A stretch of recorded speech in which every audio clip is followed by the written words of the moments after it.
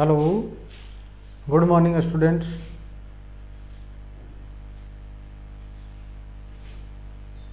चलो तो आज हम अपने आगे वाला वीडियो या क्लास लेकर आए हैं। मैं सुरेश कुमार। इस कोरोना महामारी कोविड-19 के चलते हमारे जो ये पढ़ाई का जो कार्यक्रम है ये बाधित हुआ है। अर्थात आपको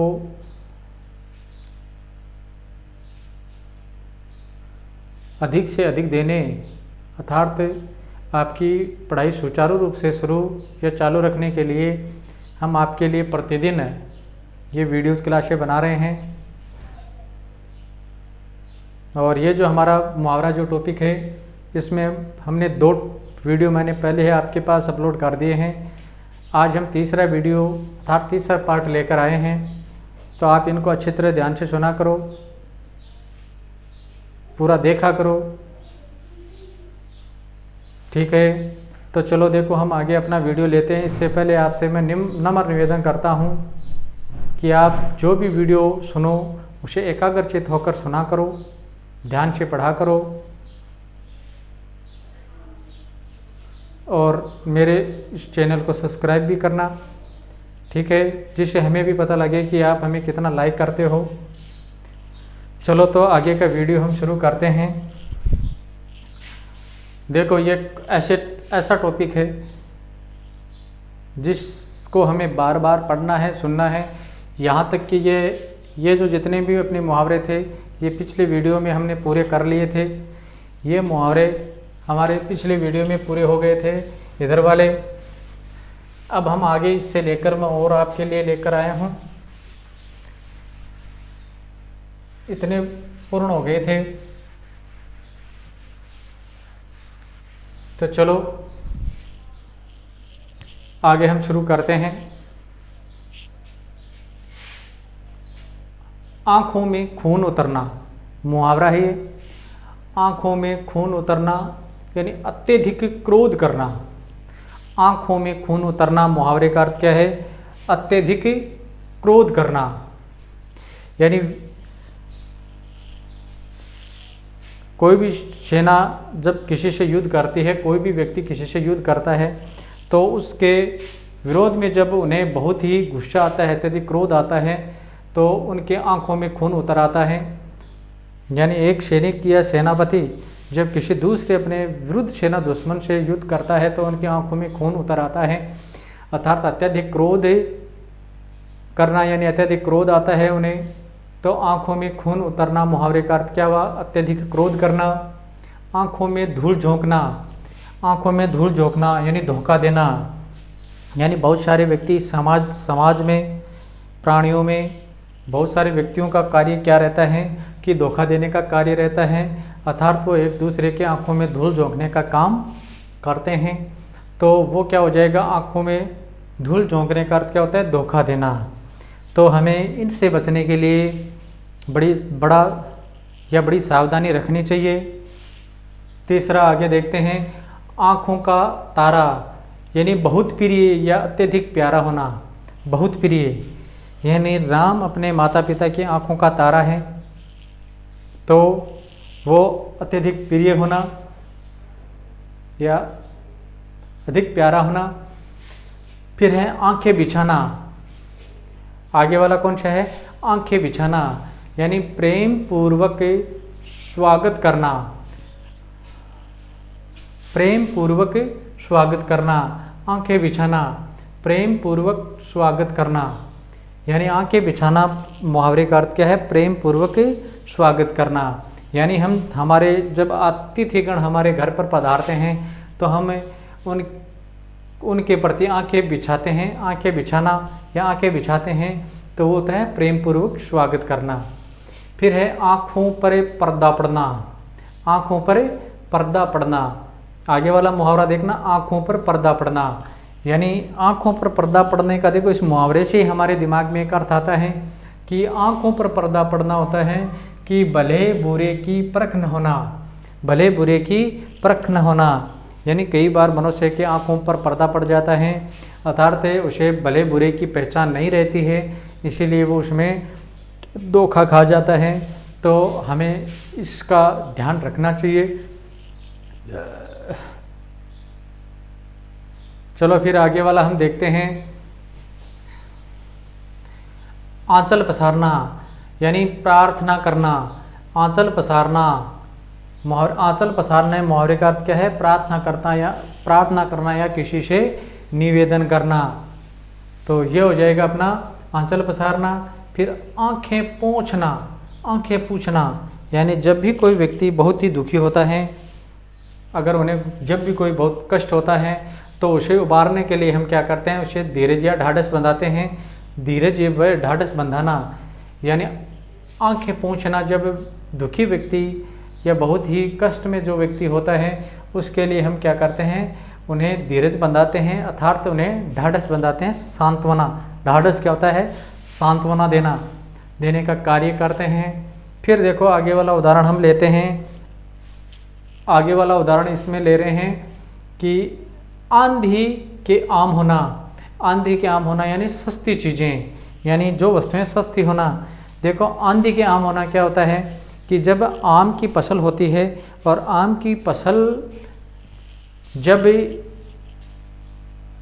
कच्ची रहती है, अर्थात जब आम कच्चे रहते हैं, जब बहुत तेज़ आंधी आ जाती है जिससे बहुत मात्रा में वो गिर जाते हैं, और अधिक मात्रा में गिर जाने पर उनकी जो वस्तु की जो यानी जो आम है उसकी कीमत बहुत ही कम हो जाती है, अर्थात वो चीज़ें बहुत ही सस्ती हो जाती हैं या वस्तु सस्ती हो जाती हैं। आकाश के तारे तोड़ना। आकाश के तारे तोड़ना यानी राम ने तो इतनी परिश्रम किया कि उन्होंने तो आकाश के तारे ही तोड़ डाले, अर्थात अपनी परीक्षा में उन्होंने तो इतनी बहुत ही कठोर मेहनत की जिससे वो कार्य असंभव था, परंतु फिर भी असंभव कार्य को भी उन्होंने संभव बनाया।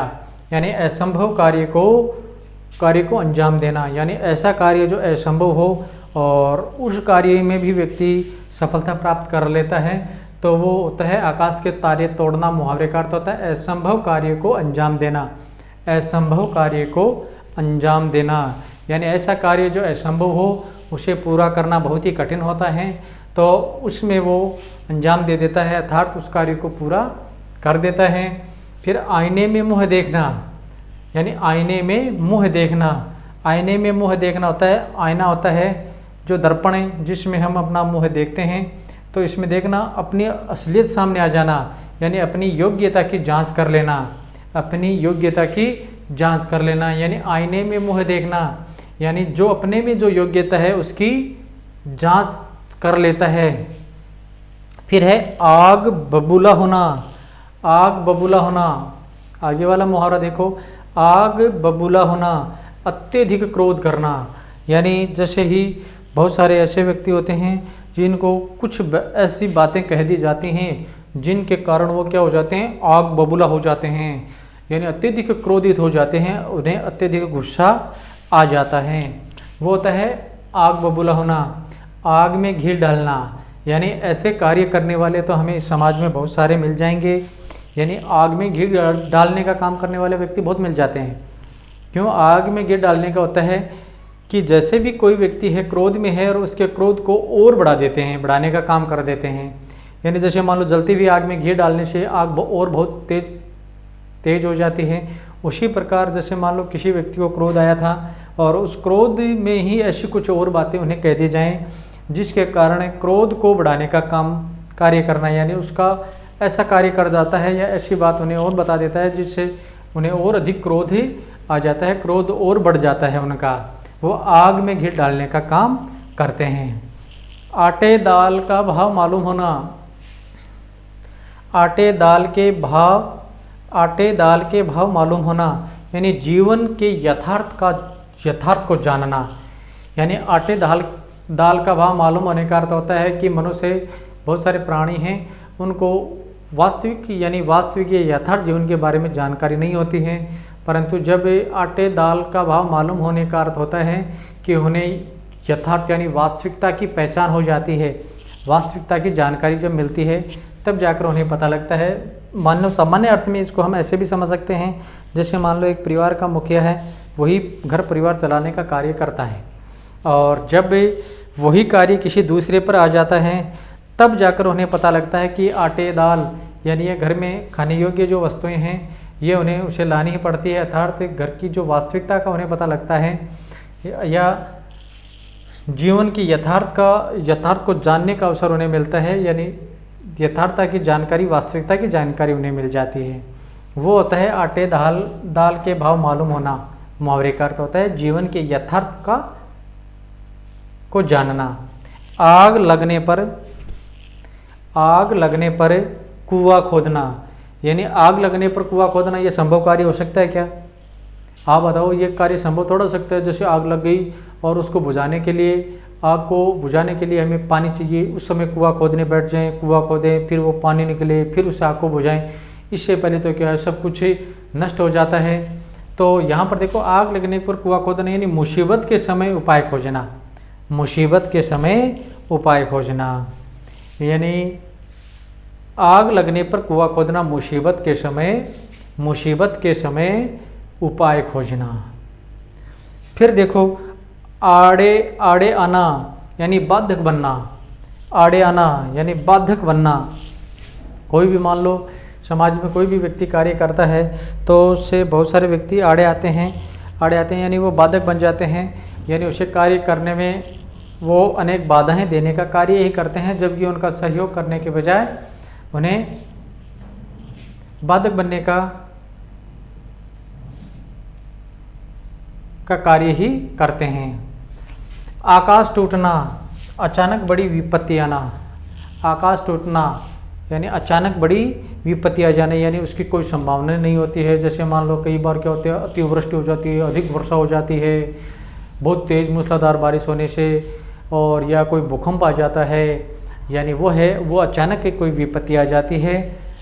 भूस्खलन होना, ऐसी बहुत सारी चीज़ें हैं वो अचानक आ जाती हैं। आपे से बाहर होना, वश में न रह पाना। आपे से बाहर होना, अगले मुहावरे का अर्थ क्या है? आपे से बाहर होना, आपे से बाहर होना, वश में न रह पाना, यानी बहुत सारा वश में न रहेगा कहे कि व्यक्ति अपने आपे से बाहर हो जाता है, अपने स्वयं के वश में नहीं रहता है, अपना नियंत्रण खो देता है, तो वो आपे से बाहर होने का मुहावरे का अर्थ हो जाता है वश में न रह पाना, यानी स्वयं वश में नहीं रह पाता है। तो देखो, फिर मैंने आज आपके सामने इतने मुहावरे लिखे हैं और इस मुहावरे को एक बार आपको बताया है। इसको हम एक बार फिर से इसको रिवाइज करते हैं, एक बार फिर इनको देखते हैं। तो देखो, सबसे पहले फिर इनको देख रहे हैं। आँखों में खून उतरना, आँखों में खून उतरना यानी अत्यधिक क्रोध करना या अधिक गुस्सा या क्रोध करना। जरूरी नहीं है कि आप ऐसे कैसे लिखो, अत्यधिक क्रोध करना, अधिक गुस्सा करना, अधिक क्रोध करना, तो भी वो मुहावरे का अर्थ सही होगा। फिर आगे वाला उदाहरण देखते हैं हम। आँखों में धूल झोंकना, यानी आँखों में धूल झोंकने का है कि राम ने मोहन के आँखों में धूल झोंक दी, अर्थात उन्हें धोखा दे दिया। बहुत सारे मित्र ऐसे होते हैं तो वो पहले अपना विश्वास जीतते हैं और फिर सुअवसर आता है तो वो क्या करते हैं, धोखा देने का कार्य ही करते हैं। इसके बाद में आगे देखते हैं आँखों का तारा, यानी मोहन अपने माता पिता का आँखों का तारा है, यानी अत्यधिक प्रिय या प्यारा होना, अधिक प्रिय होना। फिर हम आगे वाला उदाहरण लेते हैं, आँखें बिछाना।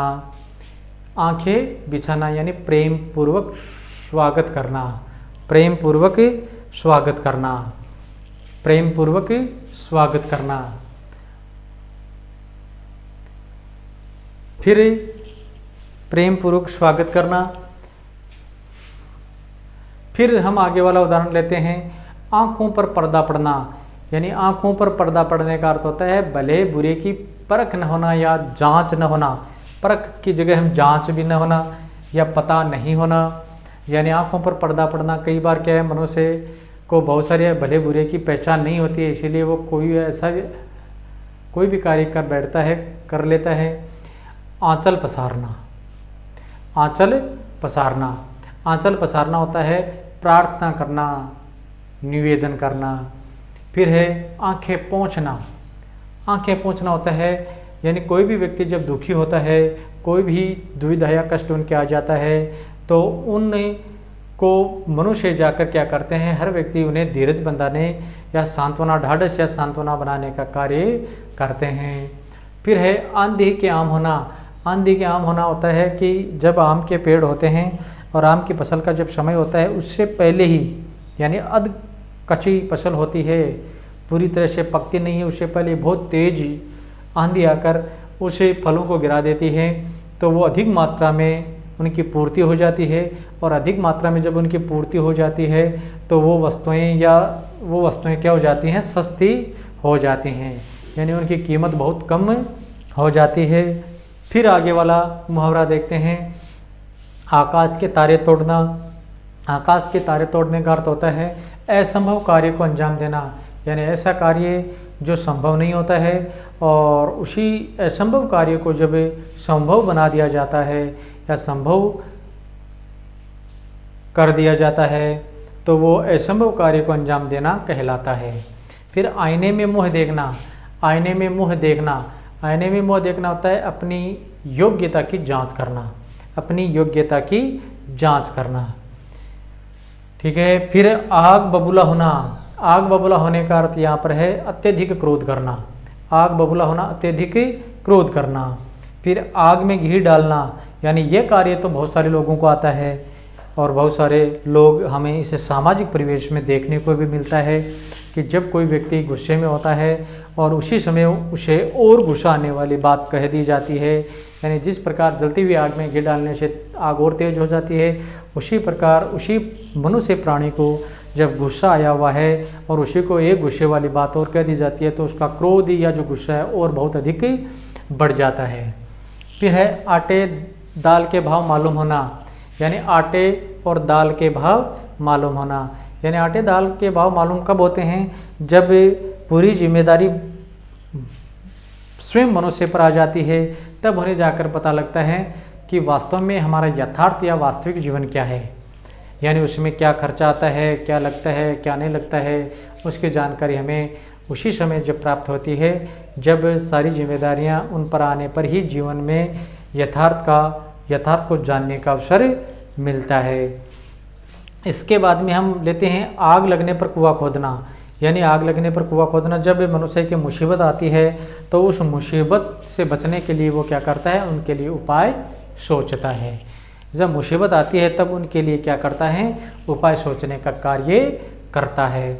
फिर है आड़े आना, यानी बाधक बनना। यानी कोई कार्य करते हैं तो उसमें आड़े आने का कार्य, तो बहुत सारे व्यक्ति या प्राणी आ जाते हैं, यानी वो उस कार्य में साधक न बनकर वो क्या करते हैं, बाधक बन जाते हैं, तो बाधक बनना। ठीक है। आगे वाला आकाश टूटना, यानी आकाश टूटने का अर्थ है अचानक बड़ी विपत्ति आ जाना। यानी बहुत सारी ऐसी विपत्ति हैं उनका पहले किसी को पता नहीं होता है, जैसे बहुत अतिवृष्टि हो जाना, भूकंप आ जाना, भूस्खलन हो जाना, यानी पहाड़ों में पहाड़ धंस जाना, ऐसी चीज़ें हैं वो क्या है, अचानक आ जाती हैं, तो उसे कहते हैं आकाश टूटना। मुहावरे का अर्थ अचानक बड़ी विपत्ति आना। और आपे से बाहर होना। आपे से बाहर होना होता है यानी वश में न रह पाना, यानी अपने स्वयं के वश में नहीं रह पाना, अत्यधिक क्रोधित या गुस्से में होना, अपना स्वयं पर नियंत्रण खो देना, वही वश में न होना, न रह पाना, ये मुहावरे का अर्थ है।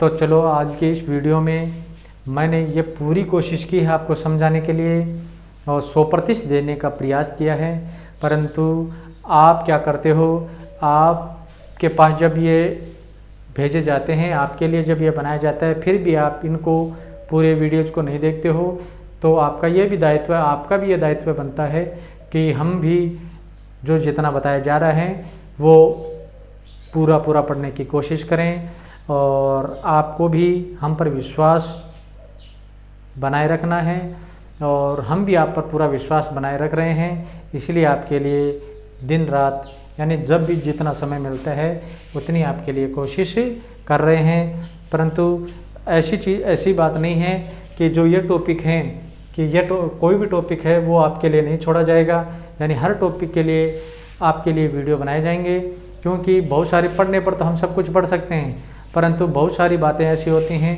यानी उसी को हम जब दूसरे के द्वारा सुन लेते हैं और स्वयं पढ़ते हैं तो वो हमें बहुत अधिक याद होता है। तो आज के वीडियो के लिए धन्यवाद। आगे वाला वीडियो मैं जल्दी लेकर आऊँगा। इससे पहले आप मेरे इस चैनल को सब्सक्राइब ज़रूर करना।